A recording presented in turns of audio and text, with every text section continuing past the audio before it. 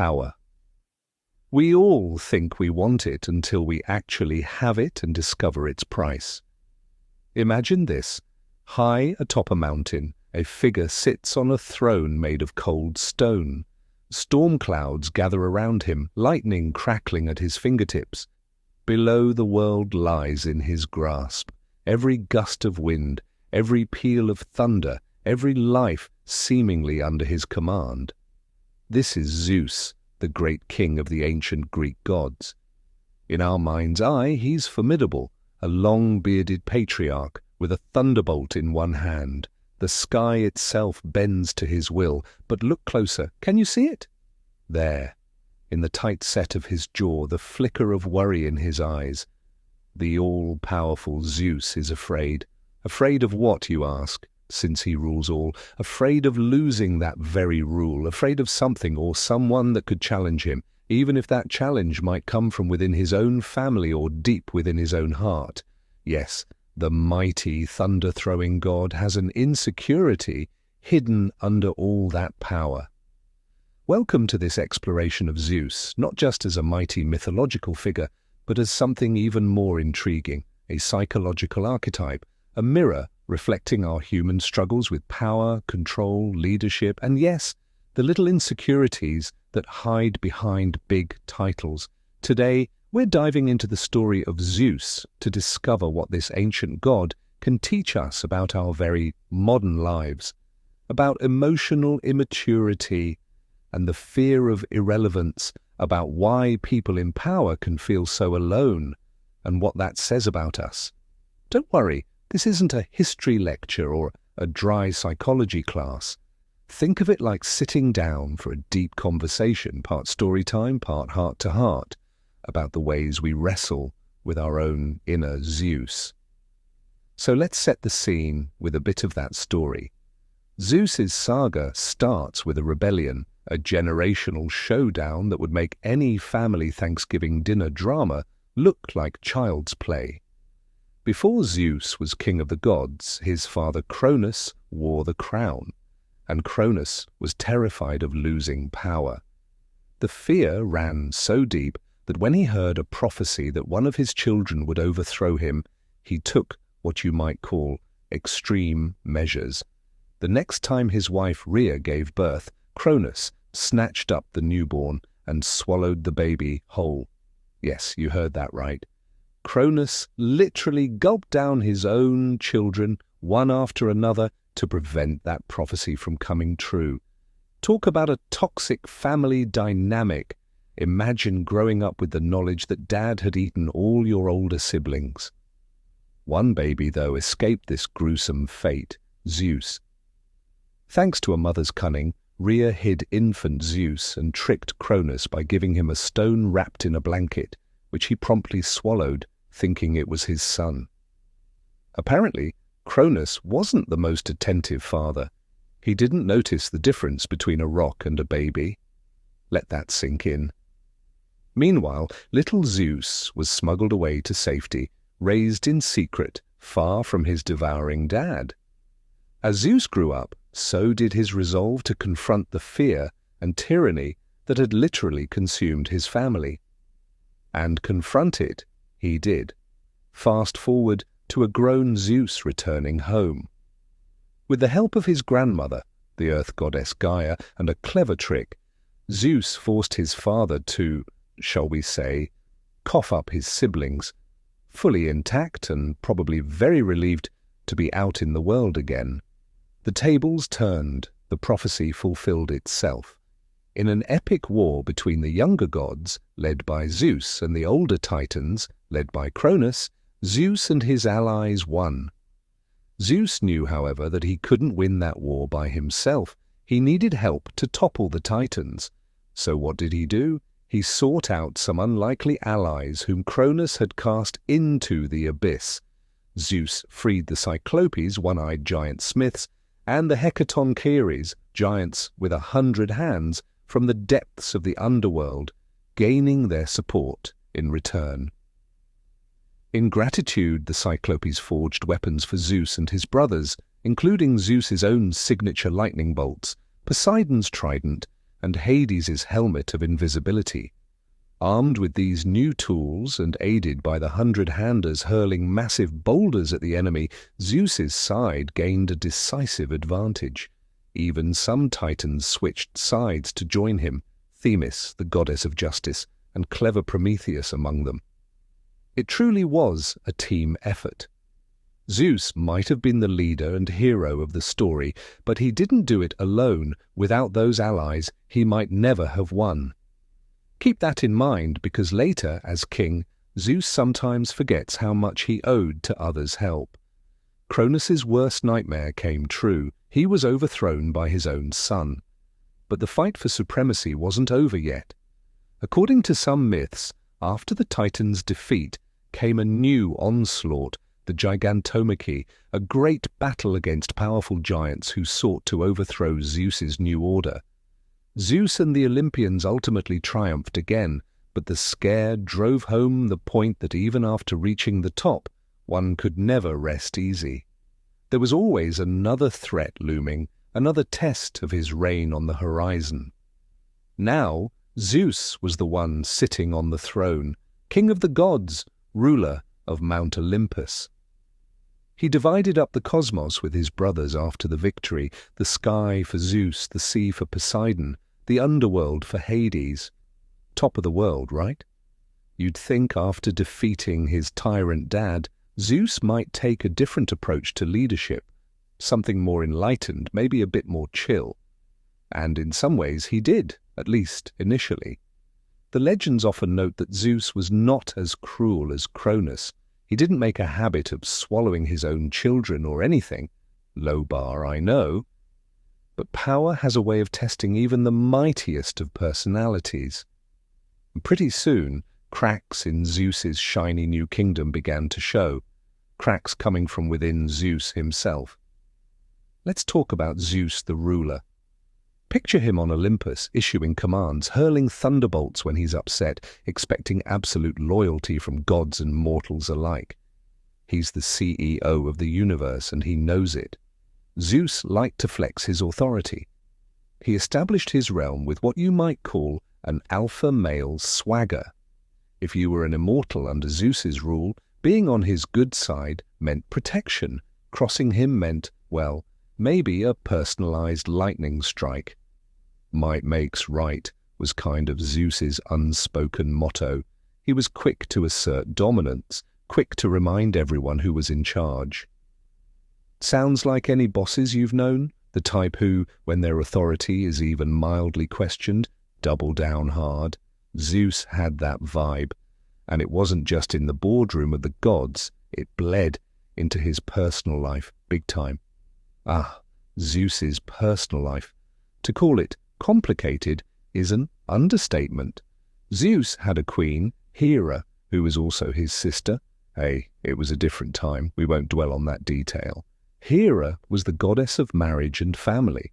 You'd think being married to the king of the gods might be a pretty sweet gig, but Hera had her hands full, putting up with Zeus's extracurricular activities. Simply put, Zeus had a really hard time with fidelity. He had a wandering eye and a penchant for descending from Olympus in various disguises to romance, or, frankly, seduce outright, countless women, mortal and immortal alike. Swans, bulls, golden showers of light, Zeus would transform into all kinds of weird and wondrous forms to get what he wanted romantically. It's the stuff of many, many myths, from Europa to Leda to Danae, the list goes on. Suffice it to say, Hera was not amused by any of it. She became the poster goddess for the enraged, jealous wife, often taking out her anger on Zeus's poor lovers or their offspring. And can we blame her?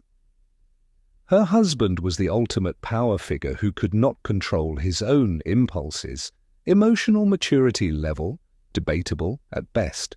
Zeus's marital drama had its own twisted complexity. Sometimes Hera directed her anger squarely at Zeus in clever ways.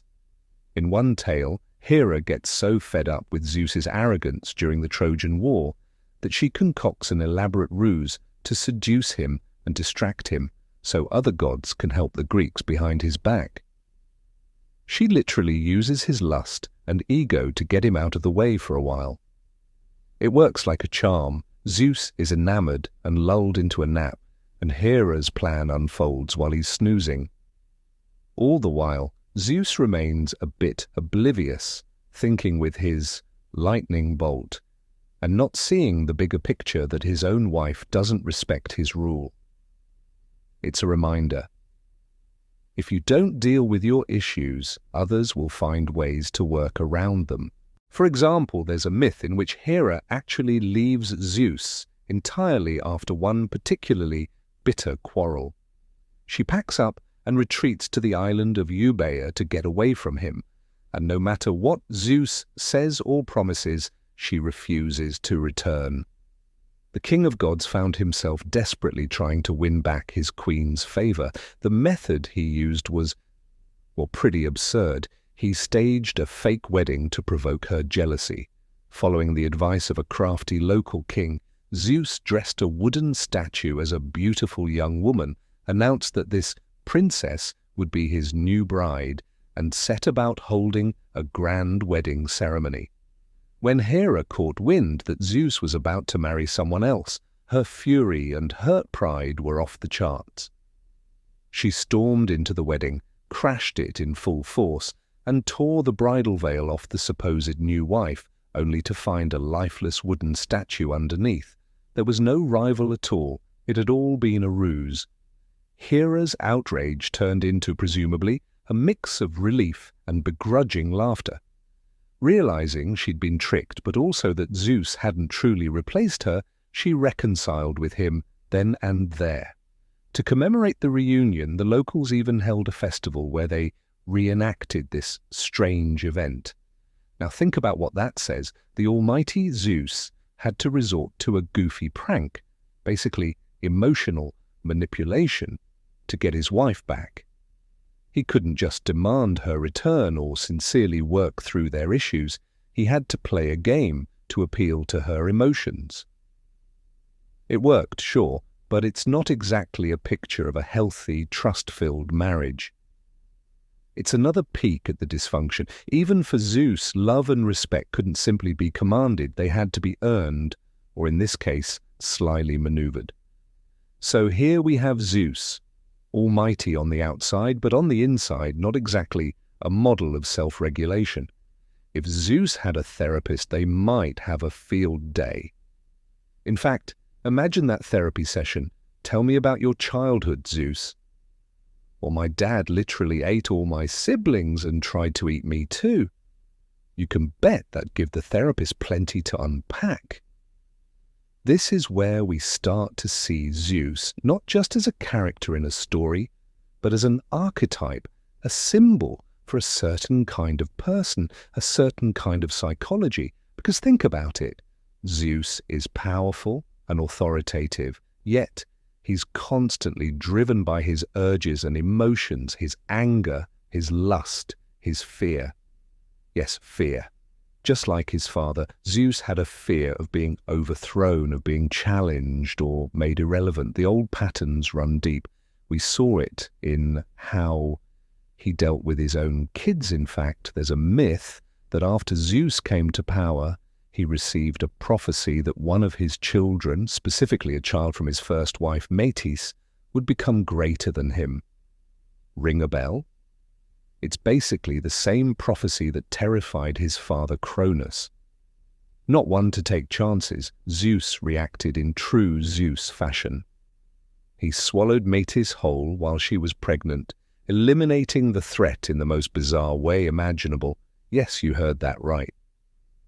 Zeus, who had been hidden away from a baby-eating dad, essentially became a wife and baby-eating husband.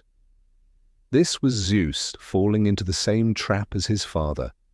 A prophecy about a powerful child drove him to desperate, terrible measures, just like Cronus. It's a recurring theme, the old ruler trying to stop the rise of the new. In fact, even outside myth, one truth remains. No matter how powerful a man is, eventually his son or successor will take his place. The ego, which knows it won't live forever, sees that as the worst fate imaginable. Cronus couldn't handle that reality, and now Zeus, facing the idea of a child outshining him, couldn't handle it either. Instead of preparing for change or finding a healthier way, they tried to prevent it entirely, a move that almost always backfires in the end. In a mythological twist, swallowing the goddess of wisdom didn't quite work out like Zeus intended. Metis was not killed. Instead, she lived on inside Zeus. Gods are weird. And her child Athena was eventually born anyway, bursting out of Zeus's head, full-grown and dressed for battle, giving Dad the mother of all migraines beforehand. I like to think of that headache as Zeus's karmic lesson. You can't just shove down and internalize your problems without some serious fallout. What an image, though. The king of gods writhing in pain, screaming for someone to crack open his skull to relieve the pressure, and out comes Athena, the goddess of wisdom and war. In one stroke, the prophecy was technically fulfilled. A child of Metis did emerge, though Athena was a daughter and not destined to overthrow him. But also Zeus kind of got what he was trying to prevent. A child who was incredibly powerful and frankly wiser than him to boot. It's as if the myth is telling us you can't cheat fate, and also maybe consult your wise inner voice, in Zeus's case, literally inside him as Metis, rather than trying to dominate it. By now you might be wondering, where are we going with all this? Why all this talk of Zeus's soap opera life? Because beneath the drama there are patterns and themes deeply familiar to our own human experience. Zeus, the archetype, represents a kind of person or psyche that many of us can recognize, and maybe in others, maybe in ourselves. It's the part that craves power and control, that steps into leadership naturally, that shoulders responsibility and says, "I've got this." It's the part that can be bold and decisive, which is positive, but also the part that might struggle with listening to others, with sharing the spotlight, and with handling emotions in a balanced way. Let's break that down. Zeus's story highlights a few key psychological struggles. The lust for power and the fear of losing it, the challenges of leadership and control, emotional immaturity despite great intellect or authority, the gnawing fear of irrelevance, of being dethroned, so to speak, and the isolation that often comes with being at the top. Sound like heavy stuff? It is, but it's also real. You don't have to be ruling Mount Olympus to know what those feel like. Consider the lust for power and control first. In Zeus's case, after he took power, he was very keen on establishing that he was in charge now. He wasn't about to be laissez-faire and risk someone else pulling a fast one on him. Zeus liked having the final say. Now, in humans, this Zeus energy might show up as that person who loves being in control, the boss who micromanages everything, the parent who can't let the kids do anything their own way, the friend who always insists on picking the restaurant and driving the plan. There's a comfort in control, a rush even. Things go how you want them to. But what drives that? Often, it's fear underneath. Fear that if you don't control things, everything will fall apart. Or fear that you will fall apart. With Zeus, the fear was literal. Someone could overthrow him. For us, it might be more subtle. Fear of failure, fear of someone else making us look bad, fear of losing our status or our sense of importance. So we clamp down harder. Zeus illustrates this in an extreme way. Think of how he dealt with challenges. When Prometheus, that crafty titan, defied Zeus by stealing fire from the gods and giving it to humans, Zeus was furious, not just a little irritated, but supremely offended that someone undermined his authority. His punishment was legendary. Zeus chained Prometheus to a rock and sent an eagle to eat his liver every single day, over and over, since Prometheus was immortal. Fun fact, the eagle was Zeus's own sacred symbol, so it's like sending a piece of himself to deliver the punishment. Also, ancient Greeks believed the liver was the seat of human emotions, So Zeus was metaphorically trying to crush Prometheus's spirit along with inflicting physical pain. The message: don't cross the boss. It's a gruesome tale, but think of it in human terms. How do we react when someone disobeys or disrespects us? Maybe not with eagles and liver eating, but some of us do lash out. We dole out harsh consequences, we yell, we maybe even try to ruin the person's reputation or prospects in revenge. It comes from a place of hurt pride and threatened power. Zeus had absolute power and reacted in the most absolute way. Now that's one side of the power coin. The other side is what happens when you have power and you're terrified of losing it. The fear of irrelevance. Zeus watched his own father succumb to that fear and become a literal child-eating monster as a result. You'd hope he'd learn from that. Yet Zeus ended up paranoid in his own ways. We saw it with the prophecy about Metis's child. He acted quickly to snuff out a possible rival. We see it again in another story. There was a time when some of the other gods got fed up with Zeus's overbearing rule. Hera, his wife, Poseidon, his brother, god of the sea, and Athena, his daughter, goddess of wisdom, yes, the same Athena who popped out of his head, actually conspired to overthrow Zeus temporarily. Can you imagine your own family plotting to tie you up because you've been such a tyrant? In the myth, they managed to drug Zeus, tie him down while he slept, and started to steal his thunderbolt. Basically, a coup on Olympus. For a moment, Zeus was utterly vulnerable, at the mercy of those he dominated. And here's the kicker. Zeus was saved by someone he had previously helped, a giant with 100 hands, Briareus, who stormed in and scared off the would-be usurpers, freeing Zeus from his bonds. Once Zeus was back on his feet, oh boy, you can bet there were consequences for the rebels. But pause and think, this scene is basically an intervention by his own family and peers. They were so frustrated with Zeus's leadership style that they resorted to tying him up to make him listen. That screams of how isolated and deaf to feedback Zeus had become. It's like a bunch of vice presidents staging an intervention for a CEO. You're out of control, you're not listening, you're endangering the company. It happened on Olympus, and it happens in boardrooms, in governments, in any system ruled by someone unwilling to share power or hear feedback. Zeus's fear of irrelevance, of being dethroned, ironically, made him behave in ways that caused people to want to dethrone him. That's a profound irony. By trying to avoid a fate, sometimes we create it. Cronus feared a usurping son, so he swallowed his kids, creating the very resentment and necessity that led Zeus to overthrow him. Zeus feared rebellion, so he ruled harshly, leading to, you guessed it, a rebellion, albeit short-lived. It's a self-fulfilling cycle of fear. In psychology, we see this when someone's desperate attempts to avoid a fear actually bring it about, like the leader who micromanages because he fears a project will fail, and his micromanagement demoralizes the team, which then does slack off or jump ship, causing the project to fail. Or a person so anxious about being abandoned that they cling and smother their partner, who then leaves because of the smothering. Zeus had that going on in the power realm.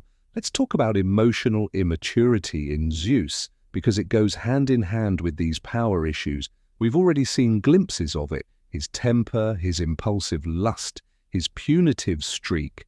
Simply put, Zeus, for all his wisdom as a sky god, often acted like a big baby with a nuclear arsenal. In today's terms, we might say Zeus had a high power quotient but a low emotional intelligence.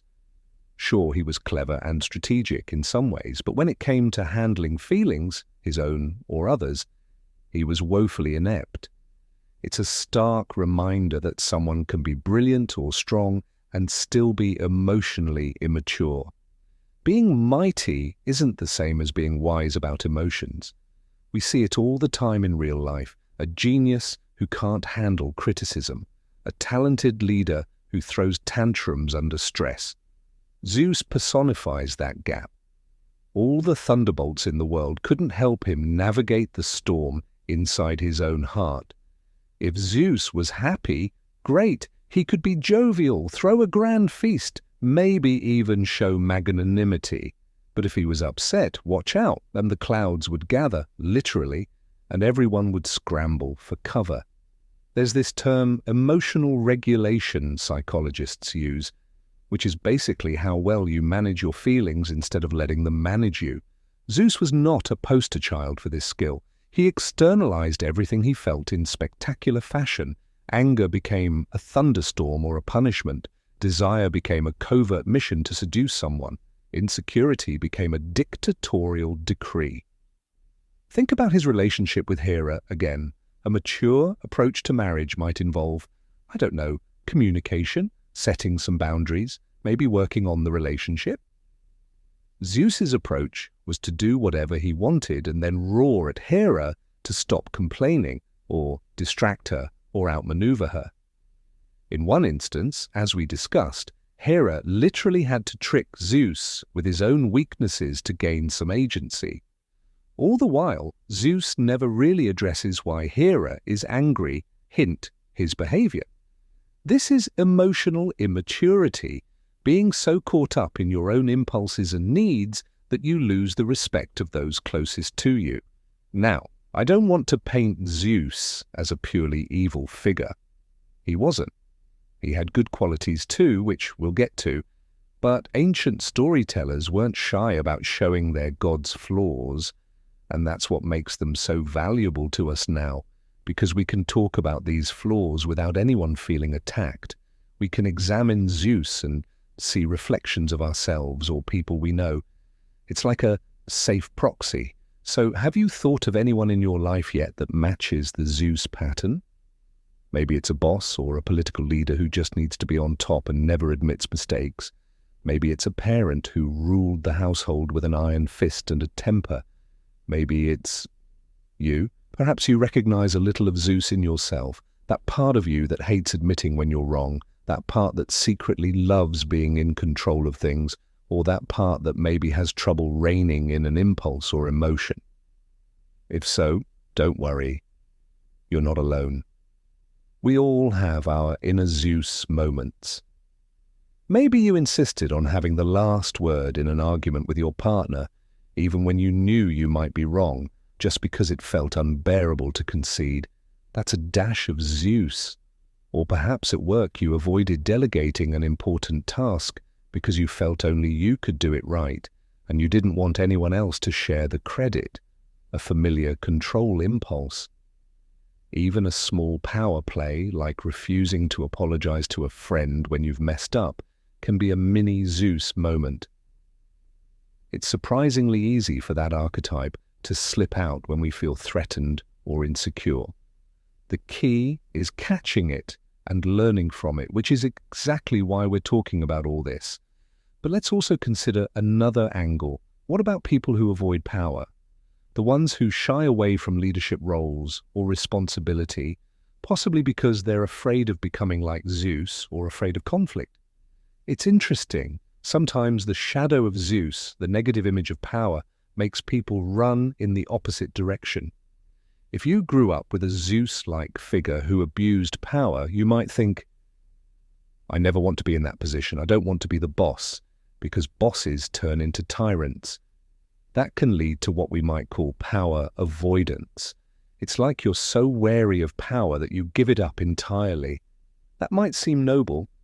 I won't be corrupted. I won't be that controlling person. But it can also be its own issue. Avoiding power can mean failing to step up when leadership is needed. It can mean you let others lead who maybe shouldn't, or you let your own life drift because you're afraid to take the reins. In a way, that's letting the fear of Zeus control you from the shadows. It's still Zeus's influence, just inverted. I've seen this in people who are extremely conflict-averse or who always defer to others. Sometimes, if you dig deep, it's because they had a negative experience around authority. They equate having power with being a bad person, so they reject it entirely. But power itself isn't evil. It's a tool, a force, and it can be used for good or ill. Zeus's myth dramatizes the pitfalls, but also remember, Zeus did a lot of positive things with his power, maintaining order in the cosmos for one. The key is how you handle it. So if you find yourself avoiding any position of influence because you're afraid of turning into a tyrant or fearful of the responsibility, it might be worth asking, is that fear serving me or holding me back? Are you avoiding stepping into your own healthy power because you're haunted by an unhealthy example? That's a real question many face, often unconsciously. Speaking of facing things or not facing them, let's circle back to the concept of the shadow self, because Zeus had a big one and it ties right into emotional maturity. In Jungian psychology, the shadow is a term for the parts of ourselves we reject or don't want to acknowledge. The stuff we shove into the unconscious because it's uncomfortable or it conflicts with how we want to see ourselves. Everyone has a shadow. The more power you have, often the bigger and darker the shadow can grow if you're not doing inner work, because powerful people have more ability to avoid confronting themselves. Think of celebrities surrounded by yes men or a king who no one can criticize. They can start believing their own myth and ignore their flaws, pushing those flaws deeper out of sight. But they don't go away, they just operate unexamined. Zeus's shadow was full of fear, I suspect. On the surface, he's Mr. Big Shot, but inside there's insecurity, perhaps the little boy who was almost eaten by his dad, now hidden under layers of bravado. Does Zeus ever stop and say, gee, maybe I have trust issues because of my traumatic childhood? Not in the myths. But reading between the lines, it makes sense, doesn't it? A psychologist might say Zeus has some unresolved trauma. It doesn't excuse his behavior, but it humanizes it. The shadow also contained guilt, perhaps, though Zeus didn't often show remorse. Who knows if somewhere deep down the part of him that had wisdom, Metis, nudged him about his cruelty or infidelity. If it did, he sure kept that buried. And that's the thing, when you bury feelings or truths you don't like I'm afraid, or I'm acting selfish, or I need help, they fester. They often come out in other ways, often destructive ways. That's classic shadow behavior. What you don't own owns you. If you don't face your shadow, you might act it out blindly. This is why therapists often talk about doing shadow work, basically turning around and facing those shadows instead of letting them lurk. It means acknowledging the fears, insecurities, and ugly feelings we prefer to deny, and finding healthy ways to deal with them. If Zeus could have tried a bit of shadow work, admitting, say, I'm afraid of losing control, or I feel unappreciated, he might have caught himself before acting out. In our own lives, shining a light on our shadow, even if it's just admitting a fear to yourself or a trusted friend, can prevent it from quietly driving us into bad decisions. Like they say, you've got to name it to tame it. By owning our shadow, we take back the steering wheel from those hidden impulses. Zeus acted out a lot because instead of admitting, I'm scared someone might replace me, he just preemptively struck against even his unborn kid. Instead of saying, I feel lonely or unfulfilled in my marriage, he snuck out and sought comfort elsewhere and then roared defensively when confronted. Instead of acknowledging, I'm really angry and hurt that Prometheus defied me and made me feel weak, he went full torture mode on the poor Titan. In a healthier person, those situations might have played out differently. A healthy leader might acknowledge the fear of a successor and think, all right, how do I ensure I leave a good legacy and maybe mentor the next generation rather than trying to eliminate them? A healthy partner might confront the issues in the relationship or end it honorably rather than stepping out and lying. A healthy authority might take a deep breath when disrespected and think of a proportional, constructive response rather than a vindictive one. But Zeus in myth is not that enlightened example. He shows us the trap we can fall into if we don't do that inner work. Now, what about feedback? This is a big one in any leadership scenario.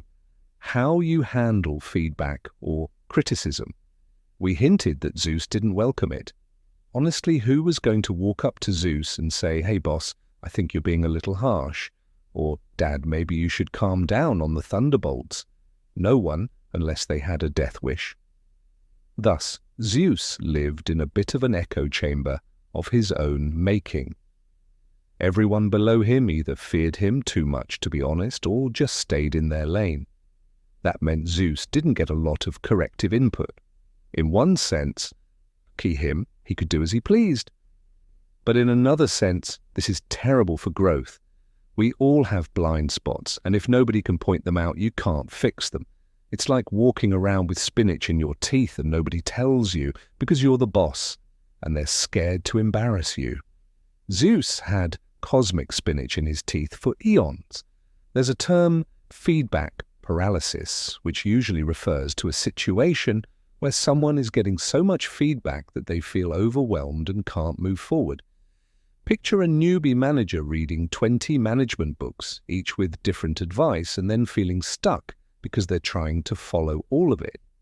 That's one form of feedback paralysis, too many voices causing you to freeze up.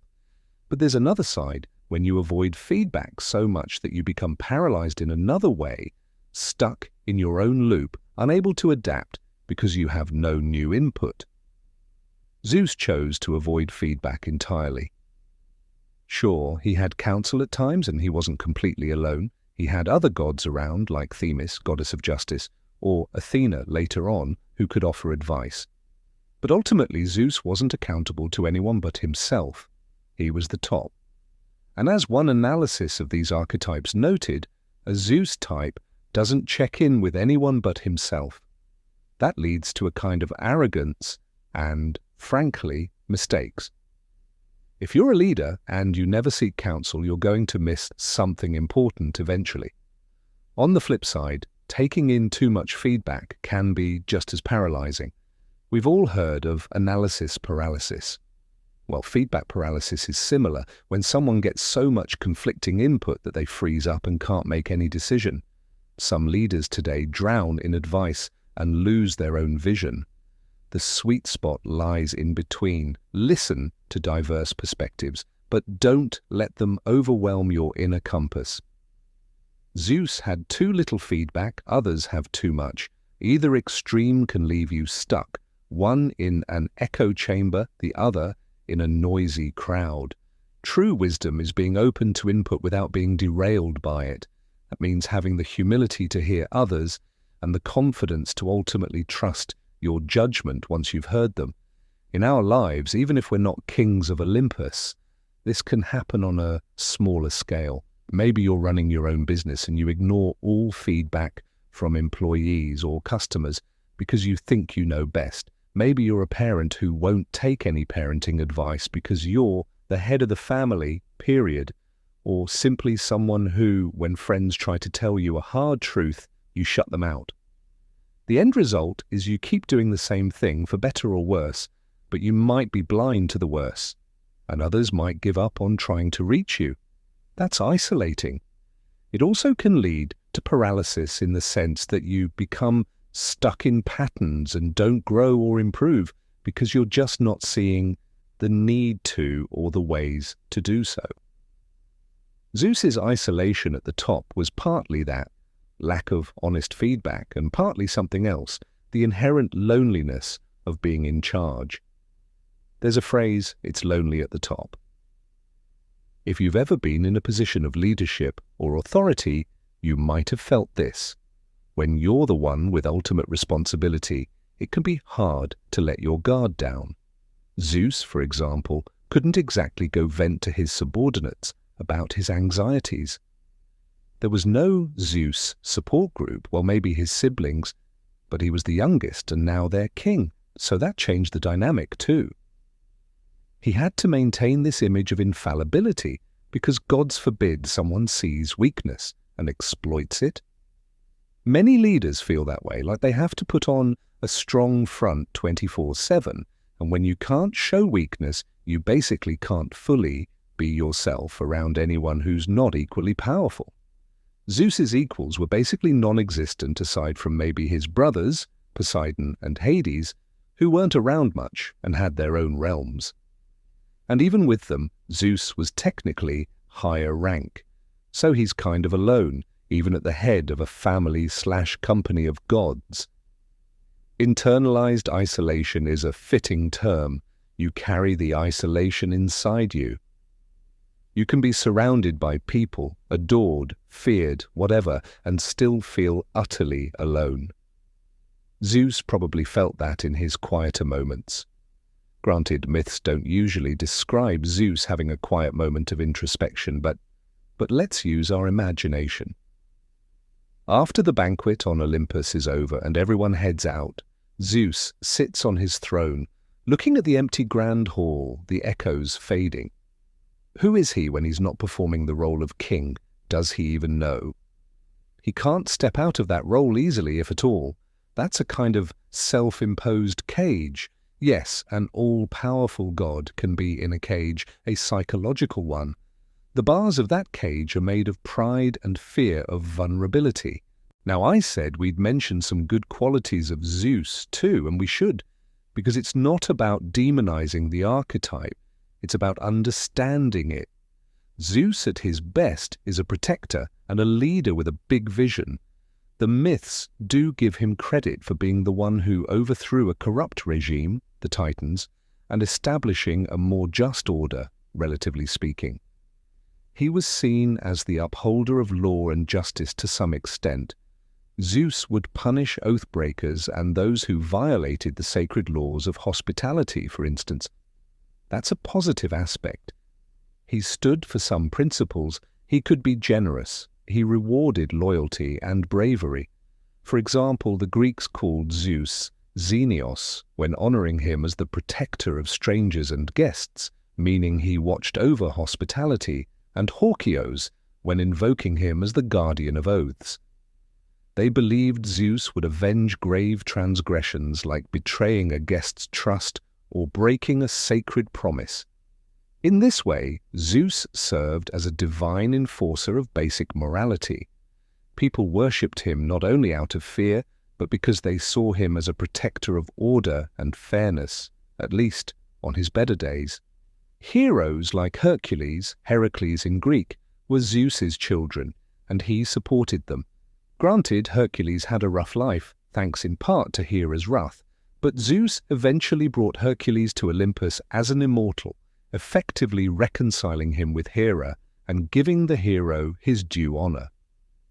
Zeus could be wise and merciful on occasion. In the story of the Great Flood, yes, Greek myth had one too, Zeus sends a flood to punish humanity for its sins, a drastic, angry move akin to the Noah story.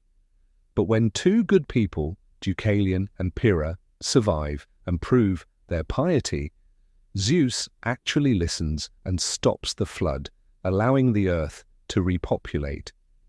He doesn't double down and say, nope, humanity's done. He has the flexibility to relent, to be moved by compassion. So the Zeus archetype isn't all bad. It has an upside, decisive leadership, taking charge of chaotic situations, providing order and protection. Think of figures like, say, a strong principled president or a community leader who stands firm against threats. That's Zeus energy in service of others. Even the term father figure often implies Zeus-like qualities, protective, responsible, guiding. Ned Stark from Game of Thrones was cited as a positive Zeus archetype. He was the Lord of Winterfell, a just and honorable man who loved his family and whose people respected him deeply. He wasn't power-hungry. He wielded power as a duty, not as an ego trip. That's Zeus energy channeled through maturity. Or think of Mufasa from The Lion King, a benevolent king. Okay, that's a lion, not a human, but archetypally it fits. When the Zeus archetype is healthy, it's the good king, providing structure, making tough decisions, protecting the realm, and also mentoring the next generation. The trouble is, staying the good king requires self-awareness and balance. In The Lion King, Mufasa had no qualms about showing love to his son Simba, and even playfulness. He wasn't afraid that playing with his kid would undermine his authority. A Zeus gone wrong, however, would feel he has to be stoic and separate all the time. A healthy Zeus listens, like when Mufasa gets advice from his hornbill advisor, Zazu, or from his wife. An unhealthy Zeus, like the mythic one, well, we saw how he felt about advice, and a healthy Zeus ultimately lets go, passing on the crown when the time is right. Mufasa's life was cut short, but he intended Simba to succeed him in due time. Unhealthy Zeus clings on until someone pries power from his cold, dead hands, literally. So how do we apply these insights in our own lives? If you resonate with Zeus, maybe you are often thrust into leadership roles, or you just have that take-charge personality, how do you avoid the pitfalls that Zeus fell into? The first step is awareness, and if you've stuck with me this far, you're already doing that, reflecting on these tendencies. Next time you find yourself, say, getting overly defensive when someone questions you, remember Zeus. Ask, what am I afraid of here? It might be a blow to your ego, it might be feeling out of control, it might be that shadow fear of not being good enough unless you're on top.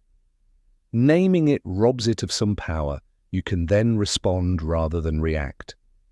Instead of thunderbolt wrath, maybe you take a breath or even say, you know what, that question makes me uncomfortable, but maybe there's something in it I should consider. That's like inviting Athena, wisdom, out of your head, gracefully, rather than having her burst out via a splitting headache. Emotional regulation, that fancy term, is basically about building a pause between feeling and action. If Zeus had done that, half the myths wouldn't have happened. But in real life, it's a game changer. It can be as simple as excusing yourself from a heated meeting to cool off rather than blowing up, or not hitting send on that angry email until you've slept on it. These small acts of self-regulation prevent so many disasters. Think of it as controlling the thunderstorm inside you, so you don't accidentally burn down the village, so to speak. Another big one is cultivating empathy and connection intentionally to counteract that isolation. If you're a leader, find at least one or two people you trust who can be real with you, who you allow to tell you when you're messing up. Give them permission to be honest and respond with gratitude, not defensiveness, when they are. It's like having your own Athena or Themis who you actually listen to. Yes, it takes humility, but it can save you from a world of pain. Many a Zeus-like figure in history might have saved their empire, or company or family relationships, if they had just listened to a voice of reason at the right time. Now, about that fear of irrelevance, of aging, of being replaced, that's a very human fear. Eventually, we all have to pass the torch. You can do it kicking and screaming like Zeus, or gracefully with mentorship and pride in your successors. One exercise some suggest is to actually imagine your legacy. What do you want to be remembered for? It puts in perspective that being the top dog forever isn't the goal. Making a meaningful impact is. If you cultivate others, if you raise people up, that legacy continues even when you step aside. Ironically, that makes you more immortal in a sense than clinging to the throne until you drop. Zeus got to be king indefinitely, until classical mythology ends at least. But in real life, our influence often grows when we empower others. Think of great teachers or leaders who are loved because they lifted others up. People speak their name for generations. Meanwhile, the tyrant who refused to step down, sure, we remember them too, but usually not kindly, and once they're gone, often with a sigh of relief from everyone else. Zeus might have benefited from remembering that he was once the upstart rebel himself. Had he been more empathetic to the next generation, he could maybe have had a more relaxed reign. I sometimes imagine a what if. What if Zeus, upon hearing the prophecy about Metis' child, said, "Okay, that son of mine is fated to be stronger. What if I prepare him to be a great ruler and plan a transition of power?" Wouldn't that have been something? Olympus might have had a peaceful handover for once instead of these violent revolutions, but that's not how the myth goes, because that's not how human nature often goes. We cling, we fear, yet we can choose differently with conscious effort. Let's touch on one more modern pop culture analogy, because those can help cement this. We mentioned the HBO series Succession earlier, which is basically a modern corporate Zeus drama. The patriarch Logan Roy is a Zeus-like figure, a self-made media emperor with an iron grip on his company and family. Throughout the series, he struggles with which of his children, if any, should succeed him, and he's absolutely terrified of handing over power. He plays his kids against each other. He withholds approval because he's the top dog and doesn't want to admit needing anyone. And he has moments of intense vulnerability, like health scares. But he hides them because showing weakness in his world is inviting doom. We watch as his fear of letting go basically tears his family apart and, ironically, jeopardizes the very legacy he's trying to secure. It's a brilliant character study of the same themes: power, control, fear, and the emotional stunting that can happen to people at the top. If you've seen it, you know it's not a pretty picture. If Logan had maybe been a little more emotionally open or trusting, things might have gone differently, but then we wouldn't have such a juicy drama to watch. On the flip side, in pop culture, we also have examples of characters who break the cycle. Think of someone like Tony Stark, Iron Man, in the Marvel universe. He starts off very Zeus-like, genius, billionaire who doesn't listen to anyone, does his own thing. Over time, through humbling experiences, he learns to work with a team, to sacrifice, and ultimately to entrust others to carry on his mission. He mentors Spider-Man, for example. By the end of his arc, he's not isolated, he's connected deeply to friends, and even ready to lay down his life for something bigger. That's growth from a self-centered Zeus to a benevolent Zeus who serves the greater good.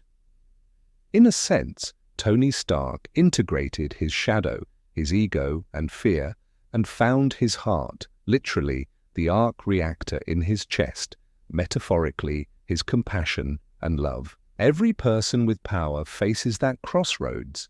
Will you be the kind of leader who people follow because they have to, or because they want to? Zeus relied on raw power. People followed because if they didn't, zap. But the truly great leaders in myth and real life get followers because of respect, kindness, inspiration. I'm thinking now of another archetypal figure, King Arthur, not Greek, but relevant. Arthur was a powerful king too, but legends emphasized that he was honorable and tried to be just, and he had his round table. Symbolically, he brought others into council as equals. That's a big contrast to Zeus's singular throne. If Zeus had a round table of Olympians where he actually listened to them, maybe Hera wouldn't have needed to tie him up that one time. We should also mention the effect of Zeus's behavior on others as a lesson. He traumatized a lot of folks, his wife, his kids, mortals like Prometheus, etc. When a leader or a powerful person is emotionally immature, it cascades down. Families where a parent is tyrannical often produce anxious or rebellious children. Workplaces with a Zeus-like boss have high turnover or fearful employees. Societies under a Zeus-like dictator often suffer and then revolt. There's collateral damage to this archetype's dark side. So while Zeus himself might have felt lonely at the top, he was inadvertently making everyone else miserable too, or at least a good number of them. Hera became vindictive and paranoid herself, targeting innocent women and children that Zeus dallied with. A misplaced anger because she couldn't usually punish Zeus directly. The other gods learned to scheme behind Zeus's back rather than collaborate openly. Mortals learn that the gods can be arbitrary and cruel, which in a way undermines their devotion. Why honor gods who might smite you on a whim? So a leader's emotional immaturity erodes the very structure they sit atop. What's the remedy? Emotional intelligence for everyone, but especially those in power. There's a reason many modern leadership programs emphasize empathy, listening, and self-awareness. Those are not just feel-good buzzwords, they're survival skills for staying sane and keeping your team or family or kingdom healthy. If you have the Zeus drive, ambition, confidence, charisma perhaps, and you add emotional intelligence and you get a best of both worlds scenario, you get someone who can command respect but also earn love. That's a leader people will walk through fire for, not because they're afraid of punishment, but out of loyalty and admiration. In mythic terms, that leader would be someone like an idealized Zeus, maybe a fusion of Zeus's strength with, say, Apollo's rationality and Athena's wisdom and Hera's loyalty. Fun fact, in mythology, Zeus often is actually guided or checked by Athena and Hera, among others. He doesn't always run the show solo. Sometimes he's persuaded by other deities in council, like when deciding the outcome of the Trojan War or dealing with mortal affairs. It's inconsistent, but those moments show that even Zeus could, on occasion, be swayed by reasoning or appeals. A tiny glimmer of collaborative spirit.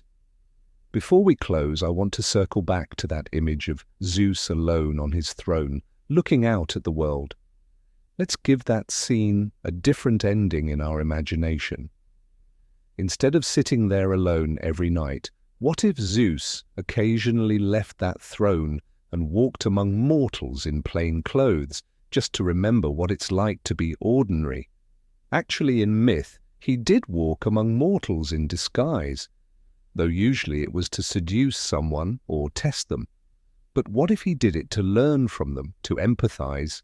That's what some good leaders do. They do the metaphorical equivalent of leaving the corner office to talk to employees on the ground, or a king traveling among the people to hear their concerns. It keeps you grounded. If Zeus had done more of that for the right reasons, maybe he wouldn't fear humanity's progress, like with Prometheus's gift, as a threat, but rather see it as something to nurture. A secure leader doesn't fear others becoming strong. They welcome it because it makes the whole system stronger.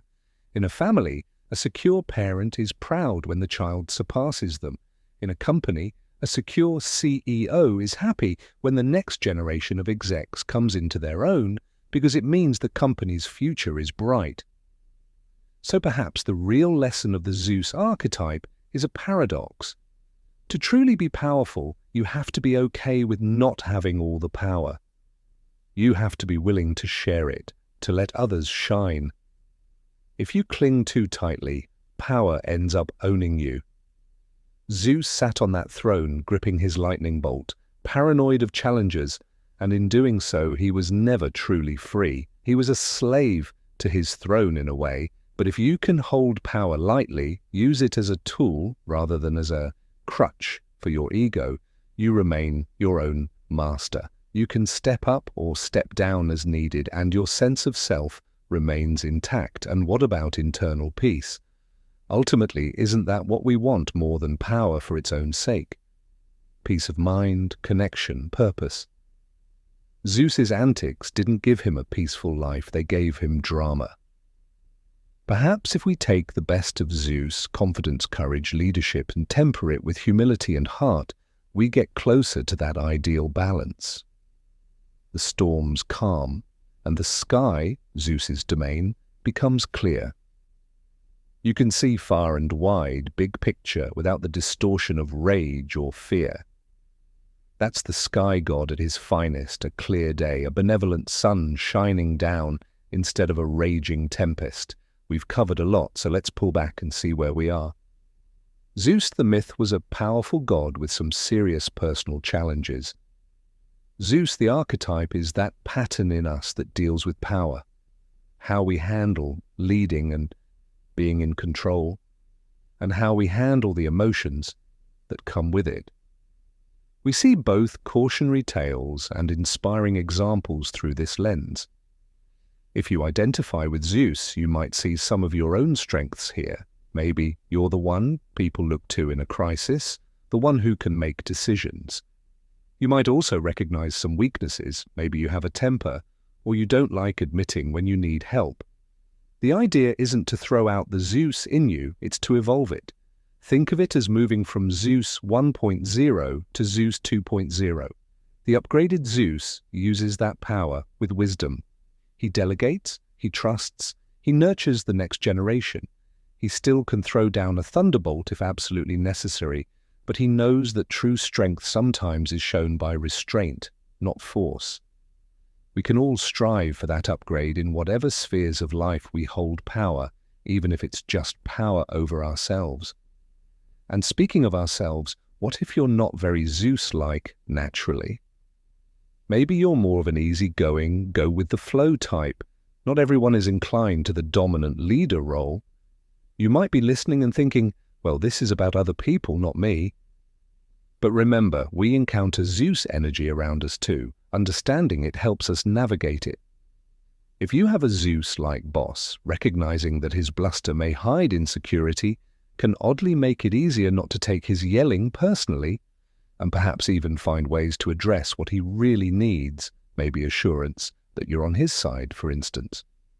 If you have a Zeus-like parent, understanding that their need to control comes from fear might help you find compassion and healthier boundaries with them. We can't change others, but seeing through the facade of power to the vulnerable humanity underneath can sometimes transform our relationship with them. It's harder to hate or be endlessly angry at someone when you realize they're scared or hurt deep down. Not that you excuse bad behavior, but you approach it from a place of wisdom yourself, maybe like Athena guiding Zeus rather than fighting him head-on. In the end, myths endure because they carry truths about the human condition. Zeus is not just a character from dusty old stories. He's alive in boardrooms, in political offices, in classrooms, in homes, and in psyches. By talking about him this way, with a mix of awe, criticism, humor, and empathy, we can learn more about the patterns that shape our lives. The goal isn't to label someone as a Zeus and call it a day. It's to recognize those patterns and make conscious choices. If you've got a thunderbolt, use it wisely and sparingly. Remember that real leadership is about power with people, not power over them. The best leaders uplift others and create more leaders, not just followers. If Zeus had understood that, he might not have feared others' strength so much. And that's our cue. In life, we win nothing lasting by keeping others down, but we gain allies and respect by lifting others up. By empowering those around us, we become stronger and safer ourselves, with far less to fear. So next time you find yourself in a position of power, whether it's as a parent, a manager, or just owning your own life decisions, remember old Zeus and his thunderbolts. Power alone didn't make him happy or fulfilled. It was only when combined with wisdom and love that the storms calmed. We don't need to sit on Mount Olympus to learn that lesson. Let's reimagine that opening image one last time. Zeus on his mountain, lightning in hand, but now instead of a furrowed brow and suspicious eyes, he has a calm demeanor. The storm has cleared, the sky is vast and blue above.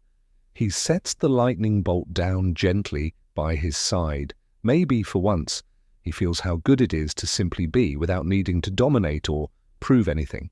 It's a far cry from the restless, raging god he once was. He looks out over a world that he doesn't need to control every second, a world that can run just fine without constant thunder.